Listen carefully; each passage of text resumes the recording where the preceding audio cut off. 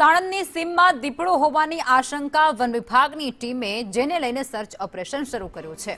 ખેતરોમાં દીપડાના ફૂટપ્રિન્ટ મળી આવતાની સાથે જ હવે ભયનો માહોલ ત્યાં વ્યાપી ગયો છે।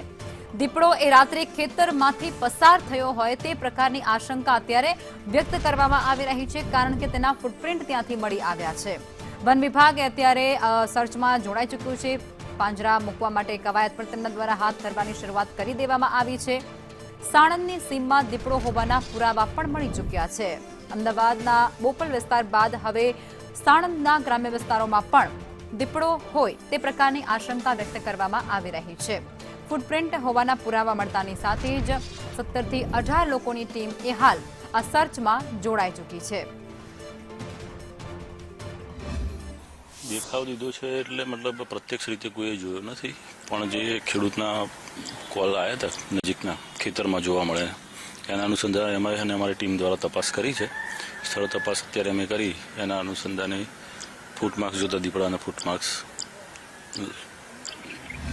બોપલ બાદ હવે સાણંદના સીમ વિસ્તારની અંદર ગઈકાલથી દીપડો દેખાયો હોવાની વાત સામે આવી છે।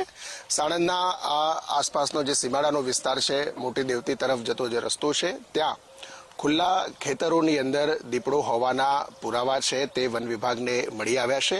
આ જે અંકિત કરેલા દ્રશ્યો દેખાય છે એમાં દીપડાના ફૂટપ્રિન્ટ છે, એના પગમાર્ક છે કે જે જંગલ વિસ્તારની અંદર કે જે આ ખેતરોને અડીને આવેલો ખુલ્લો અને ગીચ જાળીવાળો વિસ્તાર છે એની અંદર ઘૂસ્યો હોવાનું અનુમાન અત્યારે લગાવવામાં આવી રહ્યું છે। જો કે આ વિસ્તાર અત્યંત ગીચ હોવાના કારણે અંદર જઈ અને સર્ચ થઈ શકે તે પ્રકારની શક્યતાઓ પ્રમાણમાં ઓછી છે।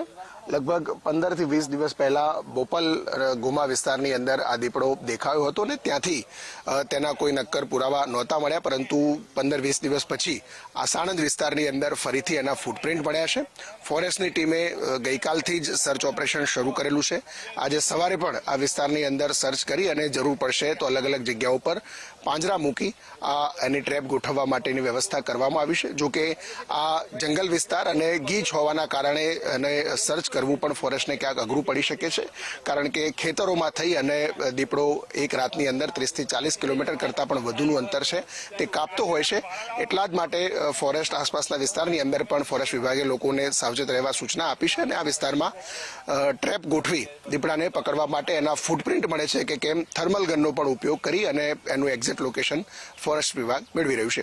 કેમેરામેન ધર્મેન્દ્રસિંહ સાથે હિરેન રાવલ, સંદેશ ન્યૂઝ, સાણંદ।